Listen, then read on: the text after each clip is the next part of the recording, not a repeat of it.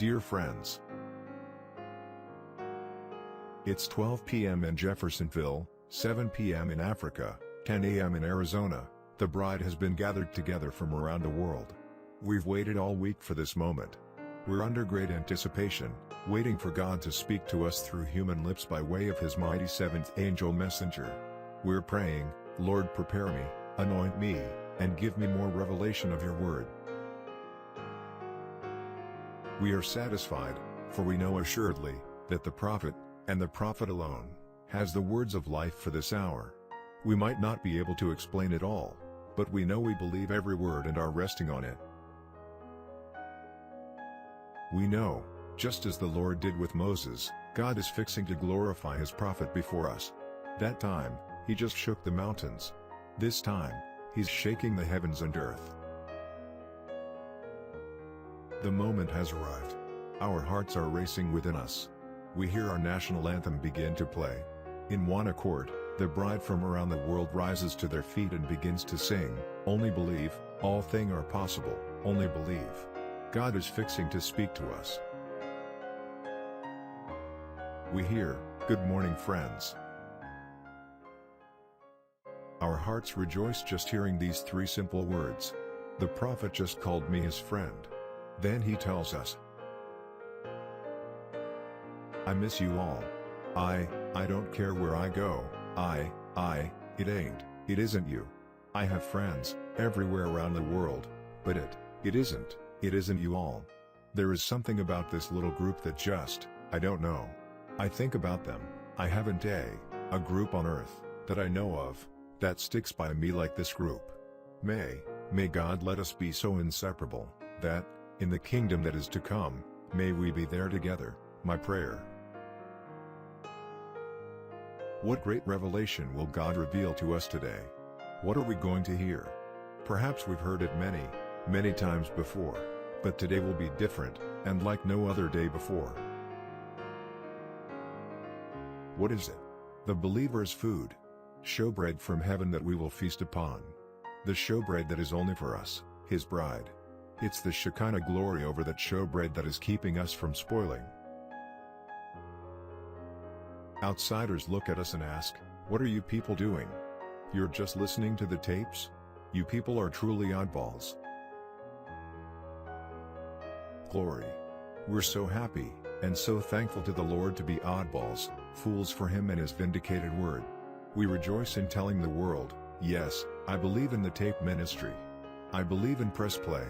I believe it is the most important voice you can hear. Yes, I believe in putting the tapes back in the pulpit.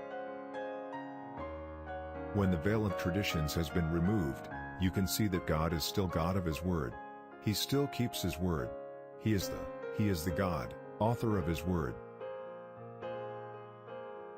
No matter what anybody else does, or says, we believe it, and then we act upon it. If you don't do it, then you don't believe it. You're not behind the veil. That veil belongs to one person.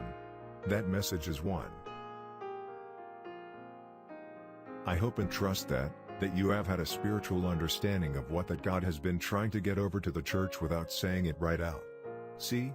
It's a thing. Sometime, we have to say things in such a way that it might thin down, it might bring some to go out, some to leave, and some to ponder over. But that's done purposely. It must be done that way. The word was revealed to God's prophet. There isn't a group, the Pharisees, or the Sadducees, or a certain sect or a clan. It is the prophet. God has one man. He didn't get 2 or 3 different minds. He took one man. He has the word, and He alone. Then it might be that some would say, you mean God would purposely do a thing like that? He certainly did. He does yet. Like they said hundreds of years ago, we hear the same thing today. But there are other men here that God has called. That is true. And as long as they follow and go along, amen. But when one tries to step up and take God's position that God gave to our prophet, which He predestinated and ordained to that job, we have to stay with the vindicated word, the voice of God for our day. Notice, death, to stay away from it now. You must go into it through this veil, or you won't. how God could have mercy on them. But remember what it was, that God is manifesting what was behind that veil. Watch what was behind the veil, the Word. What did it veil? The Word.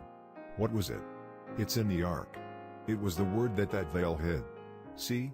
And Jesus was that Word, and He is that Word, and the veil of His flesh hid it. To us, it's a manifestation. It is no more a word, it's a reality. Amen. We know to others we are oddballs, and might sound like a nut to the world, but it's drawing all men unto Him. Come and be threaded to the Word with us this Sunday at 12 p.m. Jeffersonville time, as we hear the prophet tell the world how we are the oddballs. We are so proud and so thankful to say we are. Joseph Branham.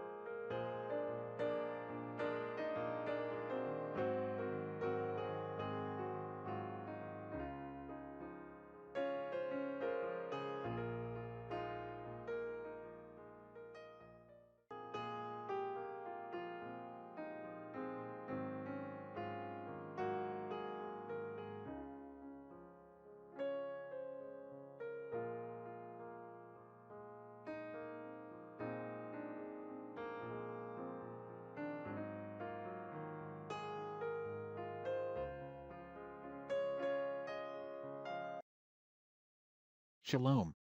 If this video was a blessing for your life, like, share and subscribe to our YouTube channel.